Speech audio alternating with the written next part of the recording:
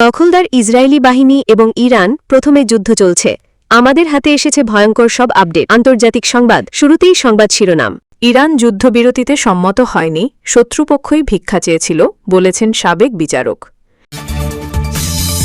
পরবর্তী প্রতিক্রিয়া হবে ভিন্ন, মার্কিন শাসনের পতন ত্বরান্বিত করতে পারে হুঁশিয়ারি আইআরজিসির।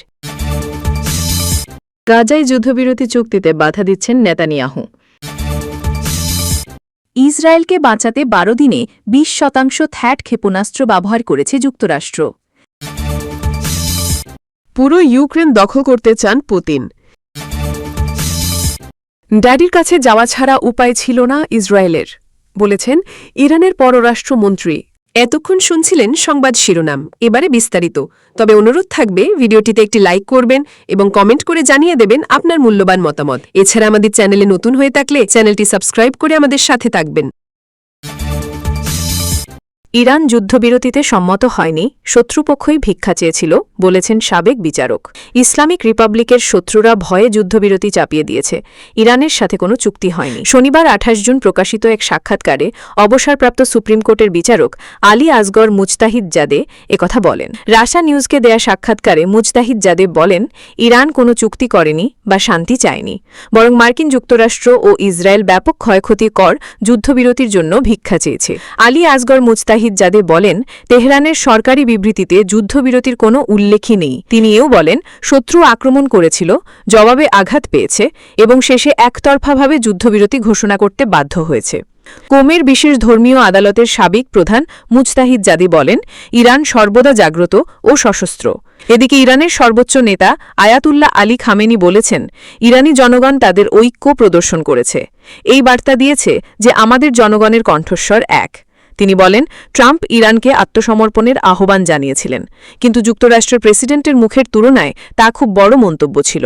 অন্যদিকে মার্কিন প্রেসিডেন্ট ডোনাল্ড ট্রাম্প জানিয়েছেন, আগামী সপ্তাহে যুক্তরাষ্ট্র ও ইরানের কর্মকর্তারা আলোচনায় বসবেন।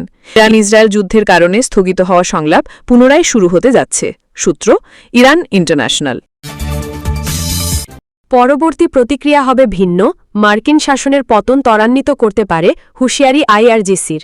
ইরানের সর্বোচ্চ নেতা আয়াতুল্লাহ আলী খামেনির তীব্র সমালোচনা করে শুক্রবার দেওয়া মার্কিন প্রেসিডেন্ট ডোনাল্ড ট্রাম্পের বক্তব্যের প্রতিক্রিয়া জানিয়েছে ইরানের Islamic revolutionary guard corporation IRGC. শনিবার ২৮ জুন ফার্সি সংবাদ সংস্থায় সম্প্রচারিত এক বিবৃতিতে বাহিনীর মুখপাত্র ব্রিগেডিয়ার জেনারেল রমেজান শরীফ সতর্ক করে বলেন, যদি ইরানের জাতীয় স্বার্থ এবং সম্পদের ওপর আবার আক্রমণ করা হয় তাহলে এবার আমাদের প্রতিক্রিয়া হবে ভিন্ন, আরও চূর্ণ বিচূর্ণ এবং ধ্বংসাত্মক, এবং এটি মার্কিন শাসনের পতন ত্বরান্বিত করতে পারে।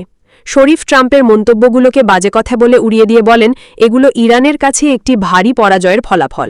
পৃথকভাবে আইআরজিসির deputy commander Mohammad Reza Naqdi বলেছেন, যদি কোনো ধর্মীয় কর্তৃপক্ষের ওপর সামান্যতম আক্রমণও হয়, তা সফল হোক বা না হোক, একজন আমেরিকান প্রতিনিধিও এই অঞ্চল থেকে পালাতে পারবে না। এই অঞ্চলের সমস্ত আমেরিকান কূটনৈতিক, সামরিক কর্মী এবং কর্মচারীদের হয় হত্যা করা হবে অথবা বন্দী করা হবে। ইরানের পারমাণবিক কর্মসূচির বিরুদ্ধে অভিযানের অংশ হিসেবে ২২ জুন যুক্তরাষ্ট্র ফোর্ডো পারমাণবিক স্থাপনায় ৬টি বাংকার বাস্টার বোমা ফেলে এবং নাতাঞ্জ ও ইস্পাহানের স্থানে কয়েক ডজন ক্রুজ ক্ষেপণাস্ত্র হামলা চালায়। গাজায় যুদ্ধবিরতি চুক্তিতে বাধা দিচ্ছেন নেতানিয়াহু। দখলদার ইসরায়েলের প্রধানমন্ত্রী বেঞ্জামিন নেতানিয়াহু হামাসের সঙ্গে যুদ্ধবিরতিতে বাধা দিচ্ছেন বলে অভিযোগ করেছেন এক জিম্মি নোয়া। তিনি হামাসের সঙ্গে চুক্তি করে তাদের প্রিয়জনদের ফিরিয়ে আনার অনুরোধ জানিয়েছেন। মাতান ঝাঙ্গুয়াকের নামের ওই জিম্মির মা বলেছেন, যুক্তরাষ্ট্রের প্রেসিডেন্ট ডোনাল্ড ট্রাম্প যেহেতু বলেছেন আগামী সপ্তাহের মধ্যে যুদ্ধবিরতি চুক্তি হতে পারে, তার অর্থ এই মুহূর্তে চুক্তির একটি প্রস্তাব রয়েছে। কিন্তু নেতানিয়াহু যুদ্ধবন্ধে অস্বীকৃতি জানানোয় চুক্তিটি হচ্ছে না। তিনি সতর্কতা দিয়ে বলেন, যদি এখনই জিম্মিদের মুক্তি না করা হয় তাহলে তারা হয়তো জিম্মি দশায় মারা যাবে। ২০২৩ সালের ৭ অক্টোবর দখলদার ইসরায়েলের সঙ্গে হামাসের যুদ্ধ শুরু হয়। এরপর ২ বছরের বেশি সময় গাজায় বর্বরতা চালিয়ে ৫৬,০০০ ফিলিস্তিনিকে হত্যা করেছে দখলদাররা। তা সত্ত্বেও এখনও তারা যুদ্ধ বন্ধ করছে না। সূত্র, টাইমস অফ ইসরায়েল। ইসরায়েলকে বাঁচাতে ১২ দিনে ২০% থ্যাড ক্ষেপণাস্ত্র ব্যবহার করেছে যুক্তরাষ্ট্র।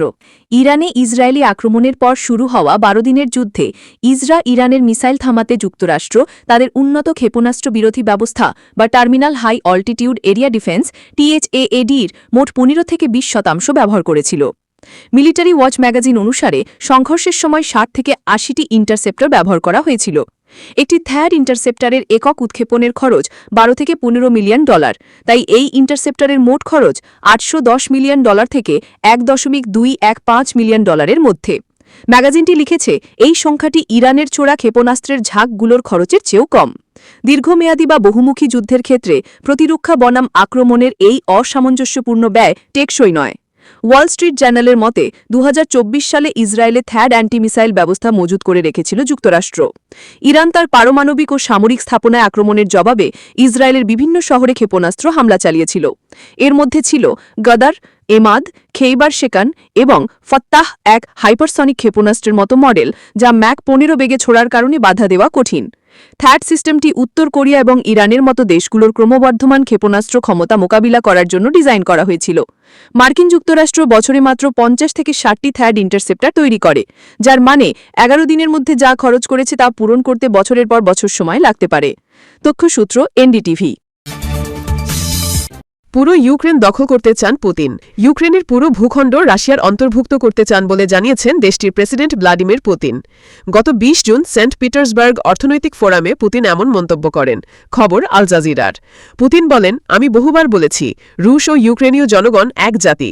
এই দৃষ্টিকোণ থেকে পুরো ইউক্রেনই আমাদের। তিনি আরও বলেন, যেখানে রুশ সেনারা পা রাখে তা আমাদের। পুতিনের এমন মন্তব্যের জবাবে ইউক্রেনের পররাষ্ট্রমন্ত্রী আন্দ্রি সিবিহা বলেন, যেখানে রুশ সেনা যায় সেখানেই তারা নিয়ে আসে মৃত্যু, ধ্বংস আর বিভীষিকা।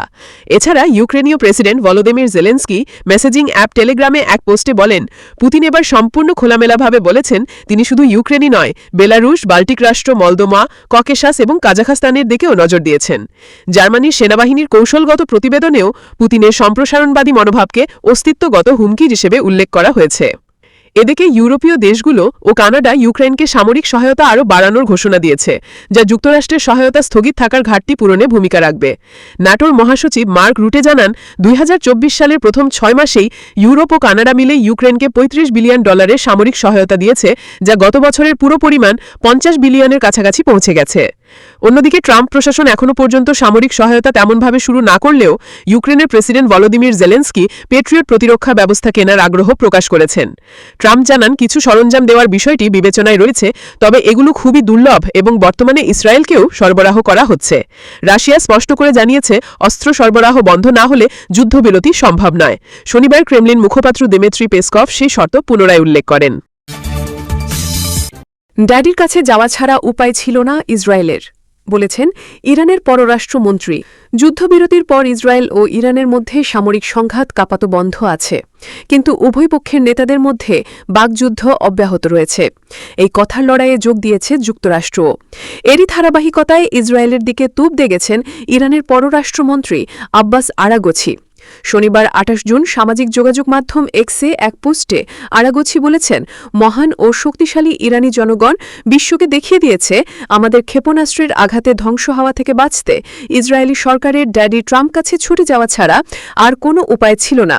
তিনি আরও বলেন, যদি ফের তারা ভুল দিকে নিজেদের চালিত করে, ইরান আসল ক্ষমতা উন্মোচন করতে দ্বিধা করবে না, যা অবশ্যই ইরানের শক্তি সম্পর্কে যে কোনো বিভ্রান্তির অবসান ঘটাবে।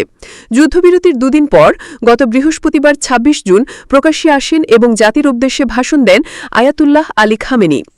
ভাষণে ইসরায়েলের বিরুদ্ধে বিজয় হয়েছে বলে দাবি করেন তিনি বলেন, ইরানি জনগণ তাদের ঐক্য প্রদর্শন করেছে, এই বার্তা দিয়েছে যে আমাদের জনগণ এক কণ্ঠস্বর। খামেনি আরও বলেন, ডোনাল্ড ট্রাম্প ইরানকে সম্পূর্ণ আত্মসমর্পণ করার আহ্বান জানিয়েছিলেন, কিন্তু এই ধরনের কথা মার্কিন প্রেসিডেন্টের মুখে শোভা পায় না।